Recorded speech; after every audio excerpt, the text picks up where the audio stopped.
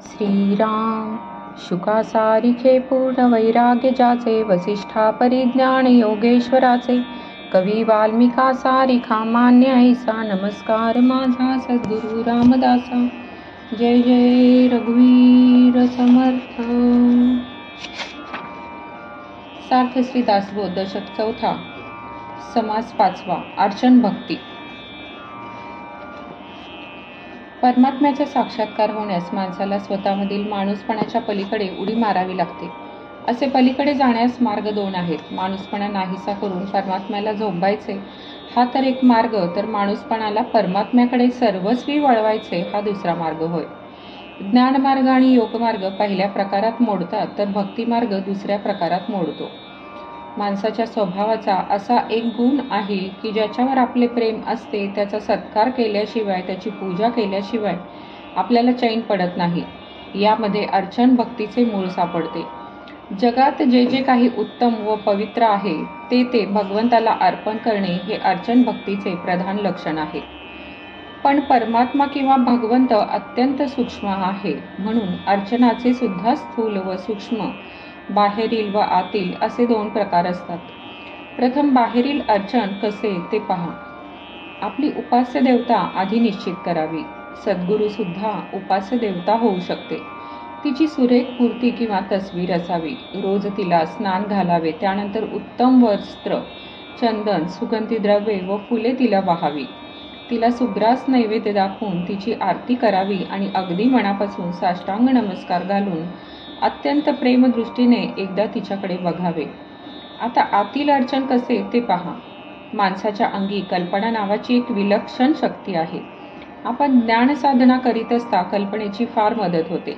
भक्तीमध्ये सुद्धा तिचा उत्तम उपयोग होऊ शकतो.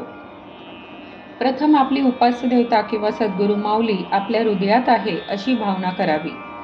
ती मूर्ती सजीव कल्पावी. नंतर स्थूल किंवा बाहेरच्या मूर्तीला अर्चनामध्ये जे उपचार आपण करतो ते सगळे आतील मूर्तीला मनाने, कल्पनेने करावे. पूजा आटोपली की देवतेला आपल्या हृदयातच विश्रांती द्यावी. अशा रीतीने आपण भगवंताचे कल्पनाचित्र रोज रंगविण्याचा अभ्यास केला तर मनाला सूक्ष्मात विहार करण्याची सवय लागते. ते अधिकाधिक अमूर्ताशी रमू लागते. या अभ्यासात प्रगती झाल्यास प्रतिभा जागी होणे सुलभ होऊन भगवंत माझ्याजवळ आहे, अगदी माझ्यामध्ये आहे ही भावना जिवंतपणे काम करू लागते. माणसाने चिकाटीने मानसपूजा चालू ठेवली मात्र पाहिजे. मानसपूजा चांगली झाली तर मनास मोठी प्रसन्नता वाटते हा भक्तांचा अनुभव ध्यानात ठेवावा. प्रथम पूजा व मानसपूजा म्हणजे काय हे सांगितले आहे. मागील समासामध्ये चौथ्या भक्तीचे लक्षण सांगितले. आता लक्ष देऊन पाचवी भक्ती ऐका. अर्चन म्हणजे पूजा ही पाचवी भक्ती होय. आपल्या उपास्य देवतेची पूजा करणे याचे नाव अर्चन. शास्त्रात सांगितलेल्या पद्धतीप्रमाणे पूजा करावी. अनेक प्रकारची आसने, पूजेची भांडी, वस्त्रे, अलंकार वापरून पूजा करावी. त्याचप्रमाणे देवाच्या मूर्तीचे ध्यान करून मनाने पूजा करावी. अशा पूजेला पाचवी भक्ती असे नाव आहे. देव, ब्राह्मण, अग्नी, साधू, संत, अतिथी, यती म्हणजे संन्यासी, आत्मज्ञानी, महात्मा, गाय या सर्वांची पूजा करावी. तिला पाचवी भक्ती हे नाव आहे. सोने, चांदी, तांबे इत्यादी धातूंच्या मूर्ती, दगडी व मातीच्या मूर्ती, तस्बिरी, उत्तम भांडी यांची पूजा करावी. तसेच आपल्या घरच्या देवांची पूजा करावी. यास पाचवी भक्ती म्हणतात. आता कोणकोणत्या देवतांची पूजा करावी त्यांची नावे समर्थ सांगतात. त्यातील बहुतेक नावे आपल्या परिचयाची आहेत.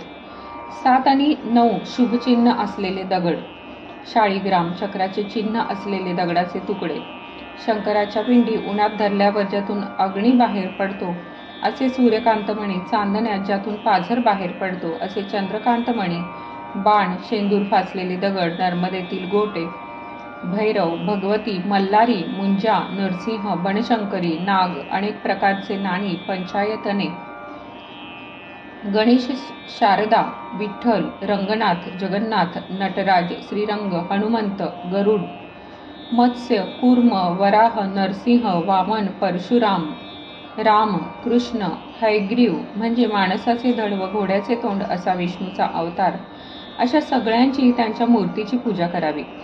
यापुढे संध्येतील 24 नावे आहेत.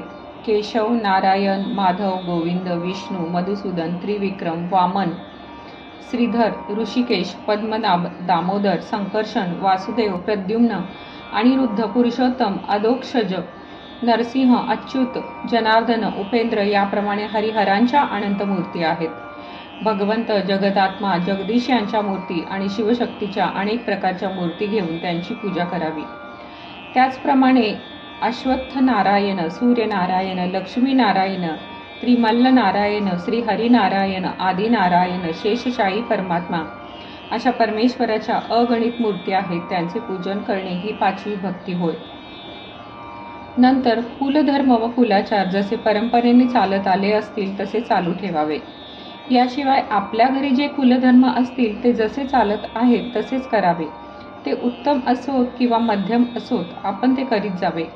जाखमाता, मायराणी, बाळा, बगुळा, मानविनी, मांगिनी, जोगिनी या क्षुद्र देवतांची व स्त्रियांची पूजा जर कुळधर्मात असेल तर ती सुद्धा करावी. निरनिराळ्या तीर्थात जाऊन तेथील देवांची पूजा करावी असे सांगून देवाचे वैभव वाढविण्यासाठी देवाला काय काय वस्तू द्याव्या याची लांब यादी दिली आहे. निरनिराळ्या तीर्थक्षेत्रात जावे, तेथील देवांची पूजा करावी, असे अनेक प्रकारच्या साधन सामग्रीने ईश्वराची पूजा करावी. उपचार कोणते ते ऐकावे. पंचामृत, गंध, अक्षदा, फुले, अत्तरादी पुष्कळ सुगंधी द्रव्ये, धूपदीप, नाना प्रकारच्या आरत्या व निरांजने, अनेक प्रकारच्या खाद्यांचे सुंदर नैवेद्य, अनेक प्रकारची फळे व तांबूल, दक्षिणा, अनेक प्रकारचे अलंकार, भारी वस्त्रे, वनमाला, पालख्या, छत्रे, आराम देणारी आसने, छत्र्या, पालखीवर धरायच्या उंच छत्र्या, अब्दागिऱ्या, दिंड्या, पताका, निशाणे, टाळ, घोष, मृदुंग, अनेक प्रकारची वाद्ये, अनेक प्रकारचे उत्सव, त्यात अनेक भक्तांचे समूह आणि तेथे हरिदास भगवंताचे गुण गाऊ लागले म्हणजे भगवंताबद्दल उत्तम श्रद्धा निर्माण होते. पाण्याचे आड, विहिरी, तळी, नाना प्रकारची देवळे, त्यांची शिखरे, मोठी अंगणे, सुंदर वृंदावने, तळघरे, मठ, दुकानांच्या जागा, धर्मशाळा, देवाच्या दाराशी ओसऱ्या, इतर अनेक साधने, रंगीबेरंगी कागदी फुलांच्या माळा, अनेक प्रकारच्या वस्त्रांचा साठा, तरतरेचे पडदे, मंडप, छते, मोत्यांचे लोंबणारे घोस, हत्ती, घोडे, रथ व गाड्या निरनिराळ्या देवळांना अर्पण करावे. अलंकार व ते ठेवण्याच्या पेट्या, द्रव्य व ते ठेवण्याच्या पेट्या, अन्नोदक आणि ताटे, वाट्या, पातेली, हंडे वगैरे भांडी, जंगले, बागा, फुलवाड्या, तापसी साधकांसाठी झोपड्या अशा प्रकारचे उपचार अर्पण करून नायक ईश्वराची पूजा होते. आपण ते उपचार त्याला मनापासून अर्पण करावे. यानंतर पक्षी व जनावरे देवाला अर्पण करावी असे सांगून त्यांची नावे देतात. पोपट, साळुंक्या, मोर, बदके, चक्रवाक, चकोर, कोकिळा हे पक्षी आणि चितळ, सांबर या प्रकारची हरणे देवालयांना अर्पण करावी. त्याचप्रमाणे कस्तुरी मृग, मांजरे, गायी, म्हशी, बैल, वानरे ही जनावरे, आणखी नाना प्रकारचे पदार्थ व लहान मुले देवालयांना अर्पण करावी. अर्चन भक्तीचा समारोप करताना श्री समर्थ मुद्दाम सांगतात की पूजा अगदी मनापासून करावी. जशी देवाची तशीच सद्गुरूंची करावी, बाहेरची करावी तशीच मनामध्ये करावी. काया, वाचा, मन, चित्त, वित्त म्हणजे पैसा, जीव व प्राण ही सगळी भगवंताच्या पायी अर्पण करून अगदी मनापासून त्याची पूजा करणे यास अर्चन भक्ती म्हणतात. अशा रीतीने श्री सद्गुरूंची पूजा करून त्याच्याशी अनन्य शरणागत होणे, तुमच्याशिवाय मला दुसरे खरे कोणी नाही याच भावनेने त्याची पूजा करणे ही भगवंताची पूजा समजावी. हीच 5वी भक्ती होय. बाहेरील उपचार वापरून अशी पूजा घडू शकली नाही तर मनाने आतमध्ये ती करावी. भगवंताची मानस पूजा होणे फार अगत्याचे आहे. आपल्या अंतर्यामी मनाने भगवंताची पूजा करावी. बाहेरील सर्व उपचार आपल्या कल्पनेने निर्माण करून आतल्या आत ते भगवंताला अर्पण करावे. अशा रीतीने मनाने केलेल्या भगवंताच्या पूजेला मानस पूजा म्हणतात. आपण देवाला जे जे वाहावे असे वाटेल ते कल्पनेने निर्माण करून त्याला वाहावे. मानस पूजा करण्याची अशी ही पद्धत आहे. इति श्री दासबोधे गुरु शिष्य संवादे अर्चन भक्ती नाम समास 5वा समाप्त. जय जय रघुवीर समर्थ. तुम्हाला हा व्हिडिओ आवडल्यास कमेंट, लाईक, शेअर करा आणि हे चॅनल सबस्क्राईब करायला विसरू नका. धन्यवाद.